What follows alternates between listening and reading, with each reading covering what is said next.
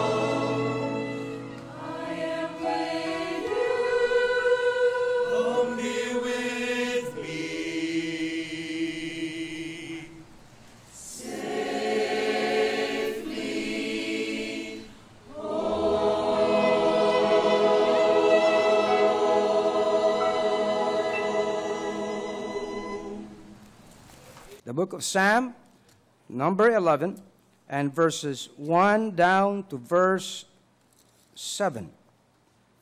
And this is what the psalmist says. You found a verse? The verses will be up on our screen so everyone can follow along. And this is a Psalm of David. And he writes, "In the Lord put I my trust. How say ye to my soul, flee as a bird to your mountain? For lo, the wicked bend their bow, they make ready their arrow upon the string, that they may privily shoot at the upright in heart. If the foundations be destroyed, what can the righteous do? The Lord is in his holy temple. The Lord's throne is in heaven.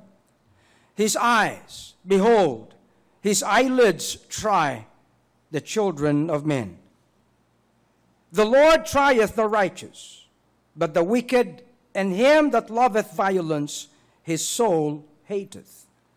Upon the wicked he shall rain snares, fire and brimstone, and an horrible tempest.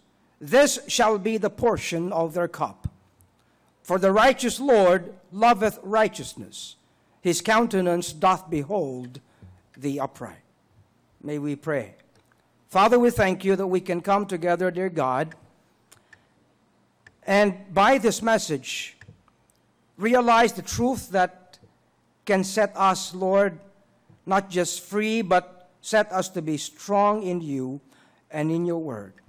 Help us to understand your will and make us to grow as your people. This we pray in Jesus' most precious name. Amen. Thank you. You may please be seated. I would mainly dwell on verses 1 down to verse 3, especially verse 3 of this passage today, kung saan ang sinasabi ni David. Ang sabi niya, "In the Lord put I my trust." Sa aking Panginoon ako maglalagay ng aking pagtitiwala. "How say ye to my soul?" Bakit mo sasabihan ang aking kaluluwa na ako'y umalis, tumakas, na para bang isang ibon sa aking bundok at doon magtatago? "For lo, the wicked bend their bow." Sapagkat narito, ang masama ay pilit na kanyang ine-aim ang arrow, no? O ang pana na papana sa aking puso ng mga upright. And verse 3 says, "If the foundations be destroyed, what can the righteous do?" Kung ang mga sandigan ay makikilos, kung ang mga matitibay na tinatayuan ay masisira, ano na nga ba ang gagawin ng mga matutuwid, ng mga mananampalataya? Alam niyo mga kapatid, ay magandang maiunawaan natin ang sinasabi ni Apostol ni David sa mga talatang ito, na tutulong upang magbigay tibay sa ating mga buhay, lalo na sa ating pagtitiwala sa ating Panginoon. Ang bawat mananampalataya, ang bawat may pananampalataya kay Kristo ay mayroong pagpapahayag na katibayan ng kanilang pananampalataya. Tama nga naman yun. Di ba? Na kung tayo ay may pananampalataya kay Kristo, ay dapat matibay ang pananampalatayang yon. Correct. Ang ating kaligtasan kay Kristo ay matibay. Ito ay secure. Tama ba? Ang ating buhay na walang hanggan ay matibay. Ang kapatawaran. Ang ating relationship sa Kanya bilang Kanyang mga anak ay matibay. Ang pagiging ama ng Diyos sa bawat tao na sa kay Kristo'y sumampalataya ay matibay. Ang ating paglilingkod ay dapat matibay. Tama ba? Ang lahat ng kinakikitaan sa ating buhay ng pagsunod, pagtalima sa Kaniyang salita ay dapat ay matibay. Okay? Ang malungkot po sa ating panahon, ang lahat ng may ganyang katibayan ay gustong sirain. Correct. Gustong sirain. Alam nyo, ako'y namangha when we were there sa Korea last week, at ang isang pinuntahan namin ay ang tinatawag nilang isang sementeryo ng mga missionaries. Mga missionaries na nagbigay ng kanilang buhay sa pagpapahayag ng mabuting balita ni Kristo sa buong Korea. At ito ay nagsimula noong early part ng mga 1800s. Na-realize ko nga na ang pananampalatayang Kristiyano pala sa Korea ay nauna sa Pilipinas ng over 50 years. Kaya gayon na lang katibay. And para man tinatanong ko sa aking sarili, bakit kaya naging napakatibay o naging napakaganito, no? Advance ang Korea. It dawned on me na ito ay dahil sa napakagandang naging gawa, naging accomplishment ng mga mananampalataya at missionaries sa Korea. Ito'y naging pundasyon nila. Okay? Kung kaya gayon na lang, malaki ang kontribusyon ng mga mananampalataya sa South Korea. Kung kaya naging ganyan ang Korea ngayon. Hindi ko naman sinasabi na maayos sila ngayon, na para bang, no. Siyempre sa governance, halimbawa, yung kanilang presidente ngayon ay naalis dahil sa corruption. But then, ang society nila ay matibay sapagkat naroon matibay ang maraming mga mananampalataya. Okay? Nananalangin sila, nagmi-ministry sila. In fact, napakaganda ng ministry doon ng Far East Broadcasting Company. Anyway, the fact is this. Kung gusto nating tumagal ang maraming institusyon sa ating lipunan, ay kinakailangan ito may magandang pundasyon. Tama ba? Kung ang moralidad ay magiging maayos, okay? Yung moral fiber ng society ay magiging matibay ay dahil ito ay nagkaroon ng magandang pundasyon. Pero malungkot na bagay sapagkat ang moralidad ngayon sa ating lipunan ay napaka mabuhay. Ika nga. Alam niyo ba yung salitang yon? Oo, tayo mga Pilipino, hindi na natin alam yung mga bagay na yan. Okay? Ang ating mga pamilya, gusto natin ay maging matibay. Subalit napakaraming influence sa ating kapaligiran na sukat na sinisira ang katibayan ng mga pamilya. Tama. Ang mga institusyon ng mga churches ay gusto nating matibay. Subalit ang lahat ay gustong sirain ito sa pamamagitan ng maraming mga influence. Okay? Ang media ay isang kaparaanan para makapagpasok ng mga ibang mga kaisipan na hindi tumutulong magbigay ng katibayan. Kung kaya nga, kung maaari lang sana, lahat ng channel sa Signal, puro GCTV. Pero siyempre, hindi naman pwede yun. Okay? Nakakita tayo ng mga nasa puder, nasa government. Okay? Na kung mga tuwiran sila ay para bang hindi kinakailangang maging moral at maayos ang kanilang mga buhay sa kanilang pagiging mga officials ng gobyerno. Tama po ba? Ang mga bagay na ito ay nagkakalakip-lakip. Ang mga bagay na ito ay nagsasama-sama upang magbigay ng panibagong mga kaisipan lalo na sa ating mga kabataan. Subalit sa biyaya ng Panginoon, nais natin na sa Lighthouse, ang solido, ang konkretong pundasyon ay manatili sa ating mga buhay. Amen. Subalit, kahit na sinasabi nating matibay tayo, naroon pa din ang sinasabi ng psalmist. Ang sabi dito ay, "For lo, the wicked bend their bow, they make ready their arrow upon the string, that they may privily shoot at the upright in heart." Para anong gawin? upang yanigin ang mga pundasyong ito. Kung kaya ang question ng psalmist, ang question ni David sa kanyang psalm na ito, if the foundations be destroyed, what can the righteous do?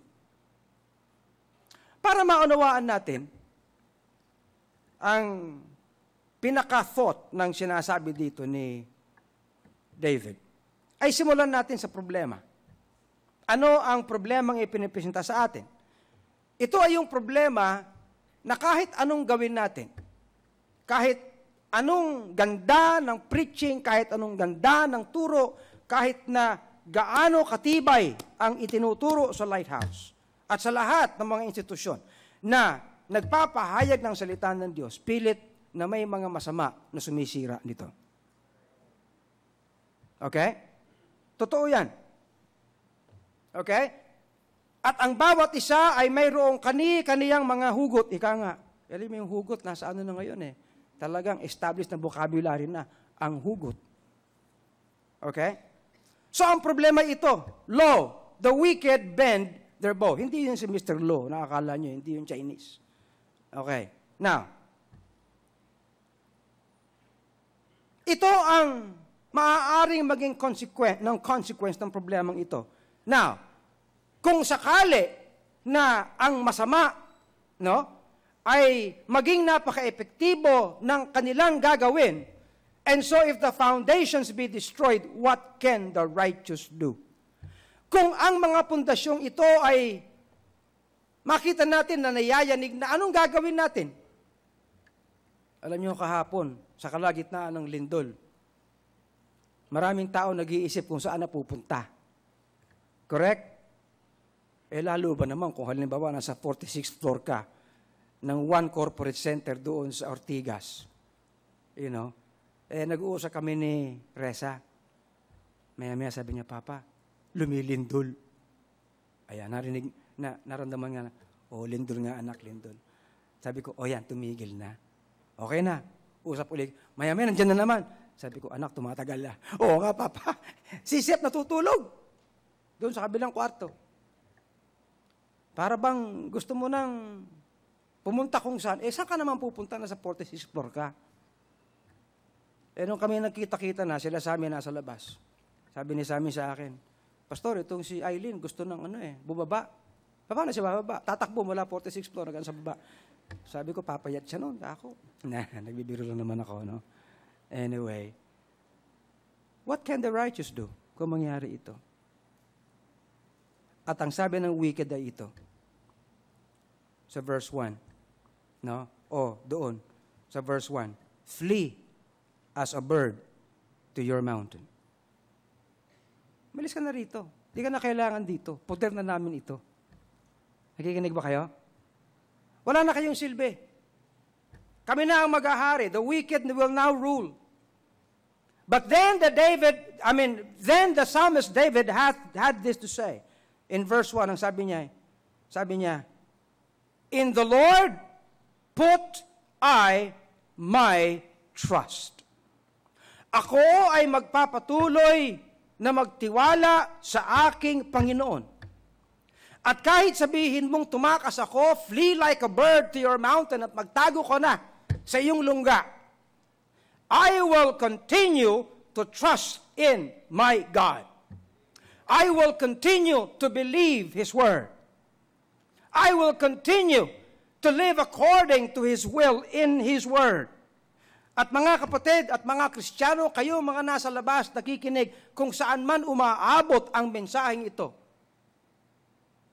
Ito ang nais nating sabihin lahat. Lahat ng mayroong pagtitiwala, lahat ng mayroong pananampalataya kay Kristo, ay ito ang dapat nating gawin. Whatever the wicked may do, and however they may seem to being victorious in their scheme, the call is this, for every Christian to say, I will continue to trust in my God. Oh, we need that. We need that. Anumang dumako sa ating buhay, marami po mga kapatid, ang matibay sa umpisa. Ngunit pag dumako na ang maraming sigalot, bumibigay din. Tama? Amen. Halimbawa, sinasabi mo sa sarili mo, hindi ako gagawa ng kahit na anuman, nasisira ng testimony ko, hindi ako magkakaroon ng vices. No? Sige na, isa lang naman to. Hindi. Sige na, para sa aming barkada. Hindi. Sige na, kahit pagbigyan mo na, hindi ako hihindi. Ayun. Alam niyo ba na halos lahat ng nalulong sa drugs nagsimula sa hindi? Tama. Nagsimula sa, ayaw ko niyan. Pero bumigay. At yan na nangyari ngayon. At lahat na nagsimula at nagkaroon ng maling mga relationships, nagsimula rin sa hindi. Correct. Ayun, nagkawindang-windang. At lahat ng nag-entertain ng mga kung ano pang mga doktrina, lalo sa internet, yun din nagsimula eh. Ngayon, paano na? Sira na ang lahat. Sira na ang moral fiber ng ating bansa. Ano na gagawin natin? Wag na. Tayo-tayo na lang dito. I say this. Let's be stronger. Doing better. Doing more effective. Amen? You see? Kung kaya that's the challenge we face. That's the challenge na sinasabi natin, by the grace of God, haharapin natin. Ang sabi sa akin wala pong audience ang preaching sa television. I don't believe that. We need this. Okay? We need this. And this message ought to be brought to the many houses sa ating bansang Pilipinas. Right doon sa pinaka-innermost na mga kwarto ng ating mga kababayan. Now, ano ang gustong sirain ng mga masasama? Hindi sinabi dito ni David kung ano-ano mga bagay na ito. Subalit doon sa mga ilang mga sulat niya, ay makikita natin kung ano ang gustong sirain ng masama. Puntahan natin. Look at verse 4. Ano-anong mga bagay na dapat sana'y foundational ang gustong sirain ng masama? Of course, kasama na dyan ang dyablo, kasama na dyan ang lahat ng masasama sa mundong ito, masamang impluensya. Ang sabi sa verse 4, the Lord is in His holy temple. Iisipin mo, anong kinalaman ng statement na ito sa kabuuan ng Psalm? Na sinasabi ni David, the Lord is in His holy temple. You know what the wicked would want to destroy? Simply this, that the wicked wants to question and destroy the very truth in our hearts concerning the existence and the presence of God. Okay? The wicked would not want you to believe that there is God. The wicked would want you to reject anything that would say, there is God. Kung kaya nga ang sinasabi ni David, that God, the Lord, is in His holy temple. But what does the wicked would want everyone to believe? Hoy, walang Diyos. Kung may Diyos, hindi lilindol. Kung may Diyos, hindi mangyayari yan sa buhay mo. Kung may Diyos, hindi ka mawawalan ng kamag-anak. Kung may Diyos, hindi ka magkakakanser. Kung may Diyos, walang ganyan. Ang katunayan, dahil nangyayari sa iyo yan, ay dahil walang Diyos. Do you understand? Kung kaya nga, emphatic ang sulat ni David. The Lord is in His holy temple. Hindi siya nawawala. Hindi siya naglalaho. He continues to exist. And He is Lord forevermore. Pero mga kapatid, yan ang gustong ipilit ng mundo na walang Diyos. Ikalawa. Again, doon sa verse 4. Yung unang bahagi nakalagay, the Lord is in His holy temple. Ikalawa, take note, ang sumunod dyan is this, the Lord's throne is in heaven. I believe that this is foundational sa lahat din po sa atin. Na maunawaan natin that this be fixed in our hearts and in our minds. That the Lord's throne indeed is in heaven. Sapagkat ano ang gustong gawin ng masama? It is this, that the wicked would want us to believe that He is not ruling. That He is not in control. Kanina presence.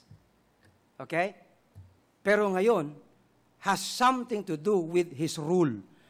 Because the psalmist refers to, ang sinasabi dito, throne. Okay? That He is not ruling, that He does not rule, that He has been overtaken, that He had yielded His power to another, that He has ceased to rule. Do you understand? Kung kaya nga, ang gustong sabihin sa atin, wala na. Wala nang control. Everything now is in chaos. Well, this is what we believe. Talagang may consequence ang kasalanan. Naiintindihan niyo ba yan? Palaging may consequence ang kasalanan at hindi ka makatatakas dyan. Pero anumang consequence ng kasalanan, the Lord continues to rule. You see, akala natin, magagawa natin lahat porke tayo ligtas na. No. Akala natin may kapangyarihan tayo sa lahat. Wala. Okay? At akala natin na mga masama ay makapagpapatuloy sa kanilang kasamaan na okay lang. Kaya ang kinakailangan sabihin sumabay na lang tayo ika sa agos. At ano ang gagawin mo kapag ang lahat ay corrupt? Di magpa-corrupt ka na rin. Tama. Sumabay ka na sa sistema. Kung ang korupsyon ay systemic, wala nang control. Sumabay ika na lang tayo sa sistema. Di ba ganun yan? Total, God does not rule anymore.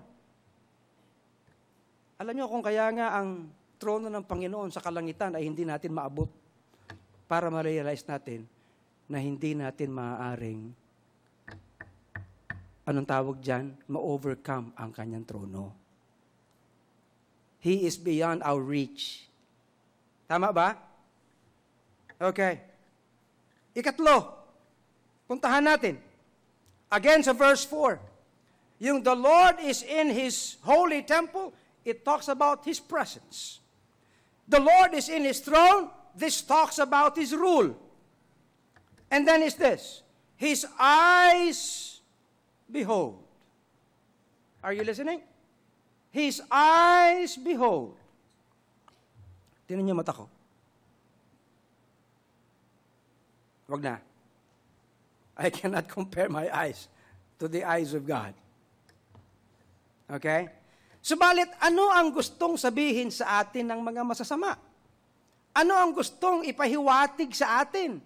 Na kung tayo ibibigay, baka, alam nyo, tempting ito, na alam nyo, hindi naman nakatingin si Lord. So we can do our thing. Nakikinig ba kayo? Hindi naman nakatingin si teacher. So, anong gagawin ng estudyante? Anong gagawin? Mag-aaral. Hindi. Hindi naman nakatingin si boss. Wala siya. So, anong gagawin ng mga empleyado? Ganon. Hindi naman nakatingin si dad or si mom. Kaya okay lang. Okay? God does not see. So we can then do this thing. You know, when we were kids, we were singing this chorus, oh, be careful, little eyes, what you see. Be careful, little feet, where you go. Be careful, little hands, what you do. Be careful, little lips, what you speak. Be careful, little ears, what you hear. And so the song says, for there's a Father up above looking down with tender love. You know what? It is foundational sa mga mananampalataya na masettle tayo sa bagay na ito. He sees. Nakikinig ba kayo? He sees. And whatever you do in the most secret of places where you can be, the Lord sees. Nothing is hidden from Him. Pero, ang gusto ng dyablo, ang gusto ng mundo, no, okay lang yan. Minsan, nahuli ka na, may denial ka pa. Tama? Alam mo nang nangyayari, pa-deny ka pa. Kaya tuloy, ang deny o ang denial na attitude ay umiiral sa maraming lipunan. Tama ba? Maraming sektor. Come on now, are you listening? At itong bagay na ito, mga kapatid, ay nawala na ang kahalagahan sa ating lipunan. Kung kaya ang nangyari ay lahat na lang ay palusot. Lahat na lang ay padinay. Lahat na lang ay kasinungalingan. Nobody lives and stands for truth. Come on now. Ang tahimik nyo. Oh. Can you say amen? Amen? Look at what the Bible says. Proverbs 15:3. Proverbs 15:3. The eyes of the Lord are in places that are lit. Yung ba yung nakalagay dyan? No. The eyes of the Lord are in every place, beholding the evil and the good.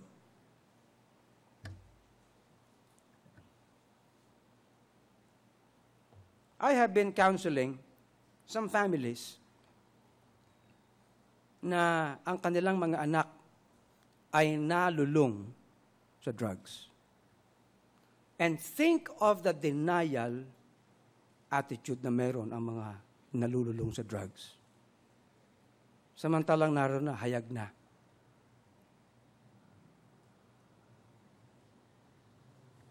Job 34, verses 21 to 22. Anong sabi dito? For his eyes are upon the ways of man, and he seeth all his goings. There is no darkness, nor shadow of death, where the workers of iniquity may hide themselves. Look at Proverbs 5:21. For the ways of man are before the eyes of the Lord, and he pondereth all his goings. Come on now. Let's go to the next. Paano pinipresenta ni David ang Diyos dito, ang kanyang Panginoon? Bagay na makikita natin na sa kanyang pagpipresenta ay naroon ang gustong sirain ng masama. Again, in verse 4, sa bandang dulo, his eyelids try the children of men. Now, hindi lang yung bagay na nakikita niya. Okay? Subalit yung bagay na makakalusot ka. Are you listening? Porque nag-wink ika ang Panginoon, ang iisipin ng tao, lusot na ako. Tama? Right?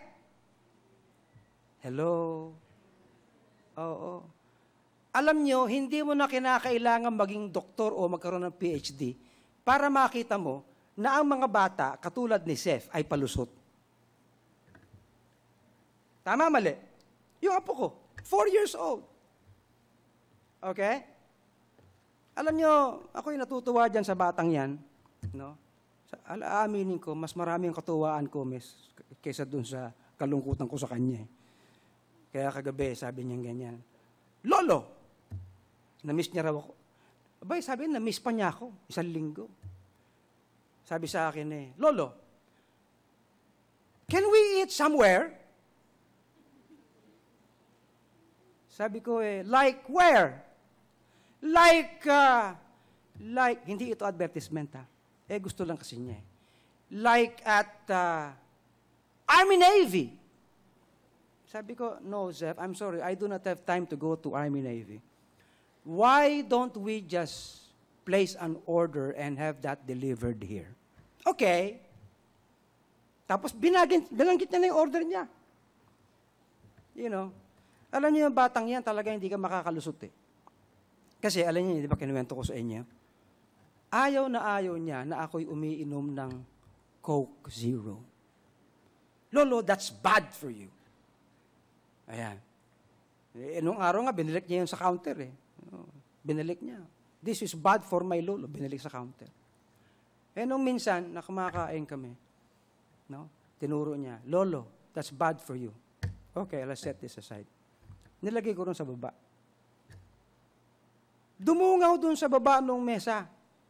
Tinuro, Lolo, this is bad for you. Abi, kahit tulis ako, ilagay yung Coke Zero eh. You know? Hindi ka makakalusot. Pero alam niyo tayo, hanggat makakalusot, lulusot tayo. Lalo pa, na pag inisip natin that God winks. Nakikita niyo ba to? His eyelids. Okay? Para bang akala natin, okay na yan, sige. Ayos ka lang. No. But did you know that we will all stand before Him? Did you know this? Na kahit sabihin mo na hindi ka Kristiyano, you still will stand before God.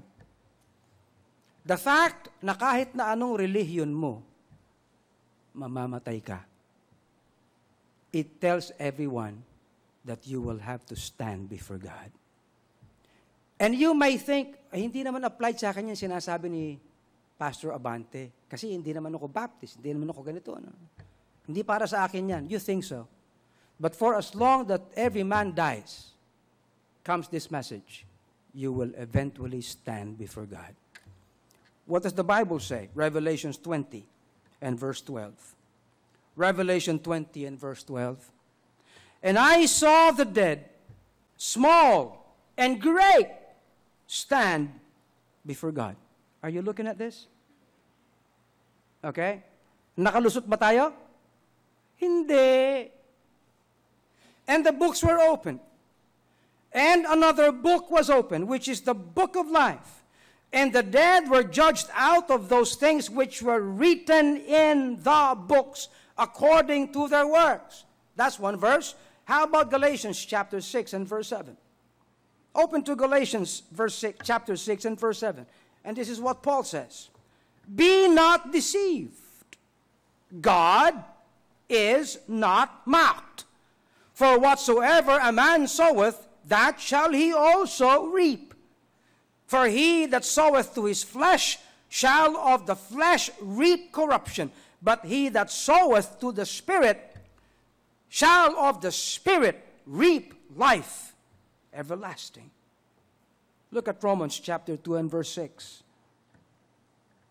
Who, referring to God, will render to every man according to his deeds. Siguro, sa panahon natin ngayon, parang makatatakas tayo.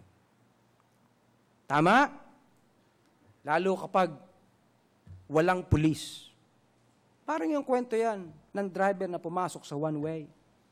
Halfway, nasa lubong siya ng pulis. Hoy! Ba't pumasok ka? Hindi mo ba alam na one way to? Bawal pumasok dito dahil one way. Hindi mo ba nakita yung sign doon? Nakita po, sir. Ba't ka pumasok? Kasi po, kayo, hindi ko nakita. Akala mo makakalusot ka no? Right? Pero alam nyo, kapag ganyan na ang puso ng mga tao na palusot lahat tayo, sira ang sistema.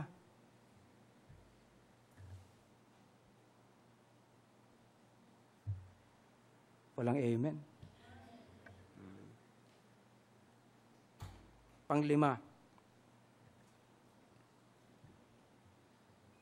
Verse 5. The Lord trieth the righteous.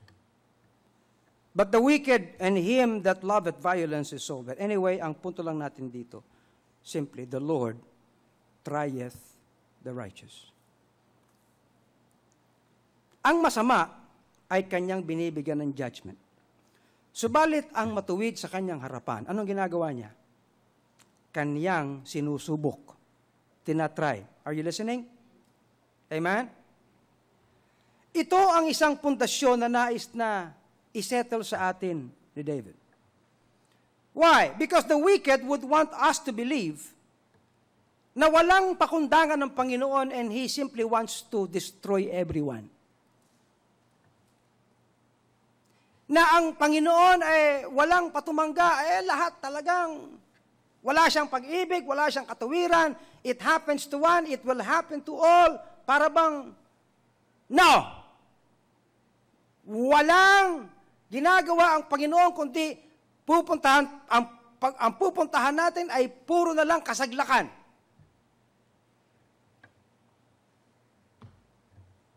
No. Ang sinasabi dito ni David ay ito.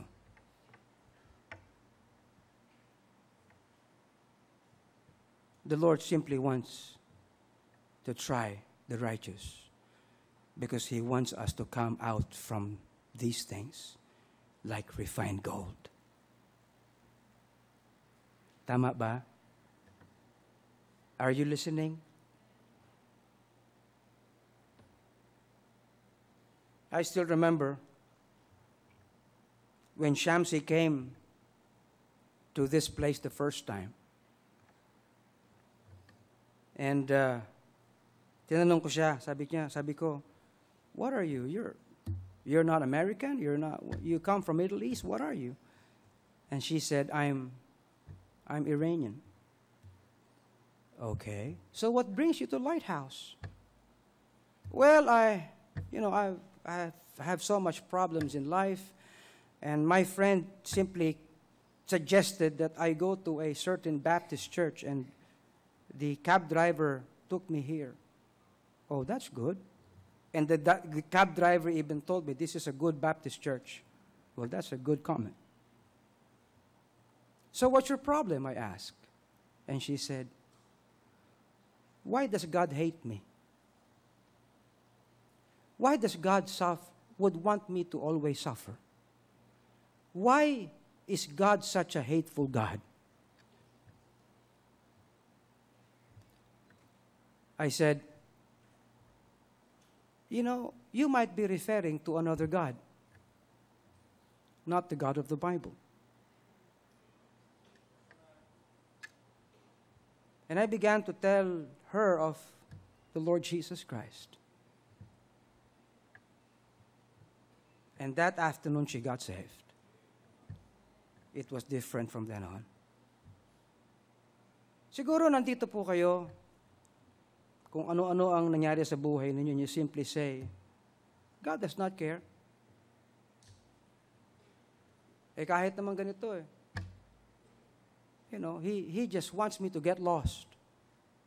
No. I beg your pardon. That is not the kind of God I know. He tries the righteous. The people He loves, He chastises.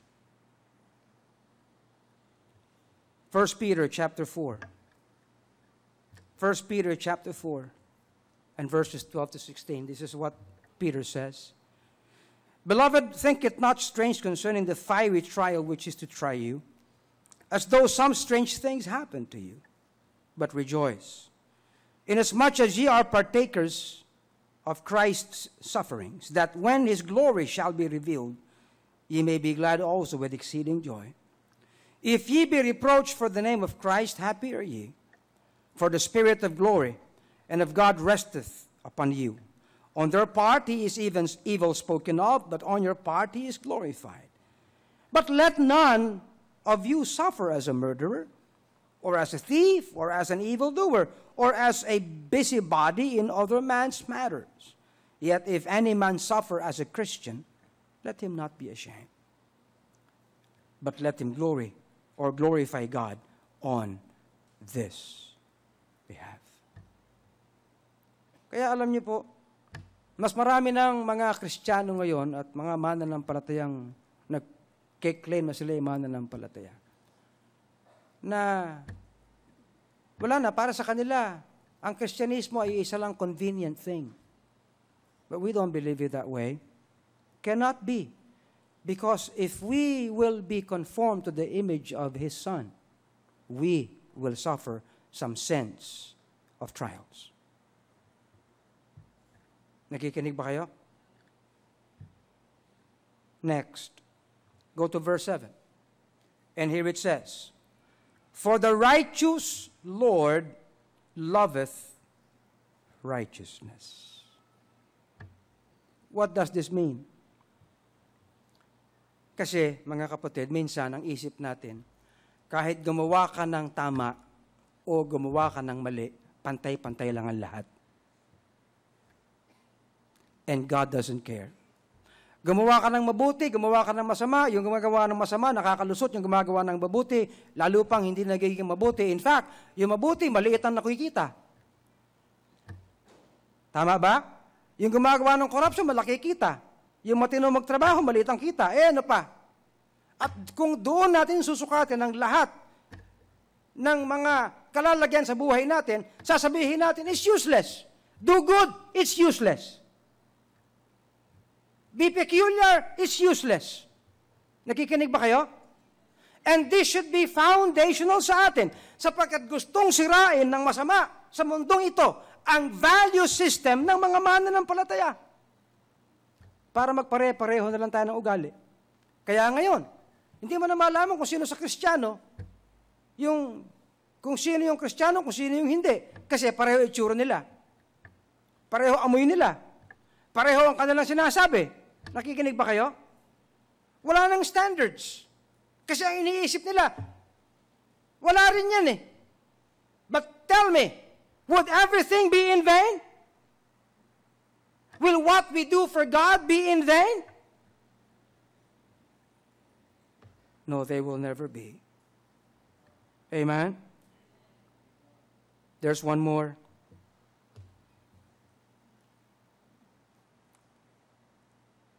In verse 7 again, ano nakalagay dito? His countenance doth behold the upright. It is not just that God sees, that God appreciates, and God does not take away the value of what we do. The value of uprightness, the value of being peculiar. It is this, that His countenance doth behold the upright. See the difference.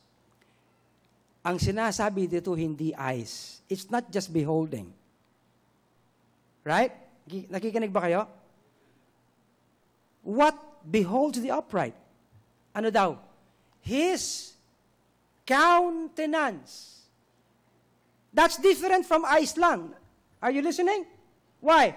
Because the face is the countenance, right? His face behold the upright. And what is in the face?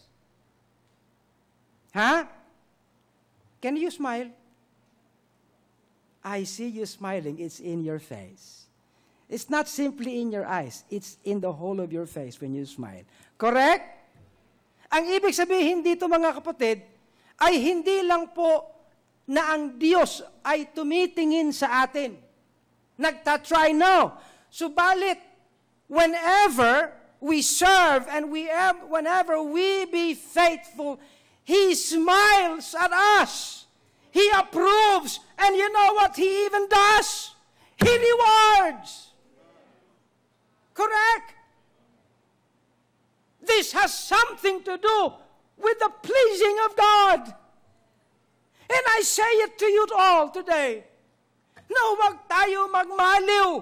Wag tayong magbago. Subalit pagtibayin pa natin ang pagtitiwala sa ating Panginoon.